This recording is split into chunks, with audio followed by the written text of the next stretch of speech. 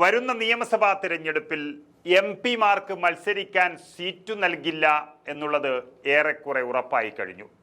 അങ്ങനെ ഏതെങ്കിലും MP-മാർക്ക് ആഗ്രഹമുണ്ടെങ്കിൽ ആ വെള്ളം അങ്ങ് വാങ്ങിവച്ചേക്കാനാണ് ഹൈക്കമാൻഡ് പറഞ്ഞിരിക്കുന്നത്.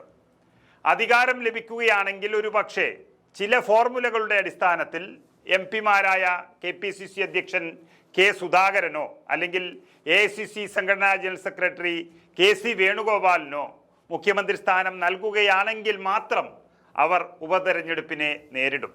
അത് ഹൈക്കമാൻഡിൻ്റെ തീരുമാനത്തിനനുസരിച്ച് ഉണ്ടാകുന്ന കാര്യമാണ്.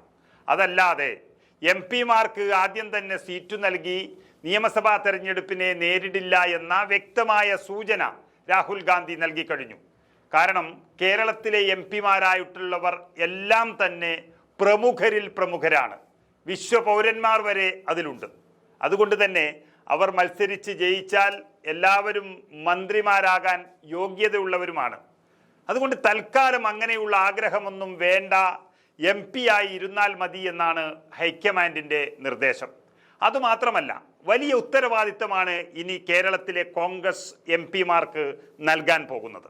അതായത് ഇക്കഴിഞ്ഞ ലോക്സഭാ തെരഞ്ഞെടുപ്പിൽ വലിയ വിജയം നേടിയ UDF-ൻ്റെ MP-മാർ നേടിയ വോട്ടുകൾ നോക്കിയാൽ നമുക്കറിയാം, നിയമസഭാ തെരഞ്ഞെടുപ്പിൽ UDF ഇനി 2/3 ഭൂരിപക്ഷം നേടേണ്ടതാണ്.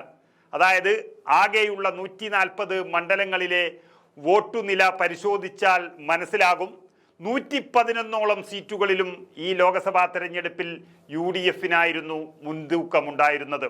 അത് പ്രകാരം തന്നെ ആ മേധാവിത്വം നിലനിർത്തുന്നതിൻ്റെ ചുമതലയാണ് ഇനി അതത് MP-മാർക്ക് നൽകാൻ പോകുന്നത്. അതിലവർ വിജയിക്കുമോ എന്നാണ് ഹൈക്കമാൻഡ് നോക്കുന്നതും പ്രവർത്തകർ നോക്കിക്കാണുന്നതും. നമുക്കറിയാം, അതിശക്തമായ മോദി വിരുദ്ധത നിലനിൽക്കുന്ന ഒരു സംസ്ഥാനമാണ് കേരളം എന്ന് പറയുന്നത്. അങ്ങനെ ഒരു സാഹചര്യത്തിൽ BJP-ക്ക് ബദലായി കോൺഗ്രസ് ആണെന്നും മോദിക്ക് ബദൽ രാഹുൽ ഗാന്ധിയാണെന്നും ഉറപ്പിക്കുമ്പോൾ കേരളം ഒന്നടങ്കം, പ്രത്യേകിച്ച് മുസ്ലിം ന്യൂനപക്ഷങ്ങൾ മുഴുവനായും കോൺഗ്രസിനും UDF-നും വോട്ട് ചെയ്തപ്പോൾ ചക്ക വീണ് മുയല് ചത്ത MP-മാരും കേരളത്തിലുണ്ട്.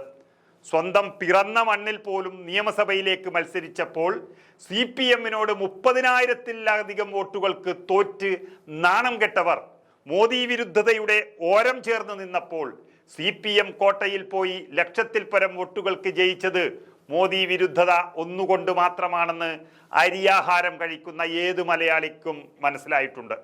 പക്ഷെ അതിൻ്റെ പേരിൽ വീമ്പിളക്കി നടക്കുന്ന ശിക്കാരി ശംഭുമാർക്ക് നല്ല പണി ഏൽപ്പിക്കുന്ന ഒരു കാഴ്ചയാണ് AICC-യിൽ നിന്നും ഇനി കാണാൻ പോകുന്നത്. ഈ ലോകസഭയിൽ പിടിച്ച വോട്ടുകൾ ഈ നിയമസഭാ തെരഞ്ഞെടുപ്പിലും അവർ പിടിക്കണം. ഇല്ലെങ്കിൽ MP-മാരുടെ കഴിവുകേടും അതിൽ വിലയിരുത്തപ്പെടും. ലോകസഭയിൽ ചില ഇടതുമണ്ഡലങ്ങൾ വലത്തോട്ട് ചാഞ്ഞിട്ടുണ്ടെങ്കിൽ, അവിടെ നിയമസഭയിൽ നിൽക്കാനും ഉള്ള സ്വപ്നമെല്ലാം മനസ്സിലുണ്ടെങ്കിൽ അതെല്ലാം മാറ്റിവെച്ച് ഏത് സ്ഥാനാർത്ഥിക്കായാലും അത് പിടിച്ചു കൊടുക്കാൻ കഴിവുള്ളവരാണ് MP-മാർ എന്ന് തെളിയിക്കണം. അങ്ങനെയുള്ളവരെ ഇനി പാർട്ടി അംഗീകരിക്കുകയുള്ളൂ എന്നൊരു നിർണായകമായ തീരുമാനം ഹൈക്കമാൻഡിൻ്റെ ഭാഗത്തു നിന്നും വരാൻ പോവുകയാണ്. അങ്ങനെ കേരള ഭരണം പിടിക്കാനുള്ളൊരു ഉത്തരവാദിത്വം കൂടി MP-മാരെ ഏൽപ്പിക്കുകയാണ് ഹൈക്കമാൻഡ്. KPCC അധ്യക്ഷൻ്റെ പുതിയ പട്ടിക വരുമ്പോൾ നമുക്കറിയാം അതിൽ മുഴുവനും MP-മാരാണ് ഉള്ളത്. അതുപോലെ UDF കൺവീനറുടെ പട്ടിക വരുമ്പോഴും അതിൽ MP-മാരാണ് മുന്നിലുള്ളത്. അങ്ങനെ MP-മാർ കേരളത്തിൽ കഴിവുള്ളവർ ആയതുകൊണ്ട് തന്നെയാണ് ഇങ്ങനെ മുൻതൂക്കം കാണുന്നത്. അവരെ ഈ നിയമസഭാ തെരഞ്ഞെടുപ്പിൽ നന്നായി ഉപയോഗപ്പെടുത്താനാണ് കോൺഗ്രസ് നേതൃത്വത്തിൻ്റെ തീരുമാനം.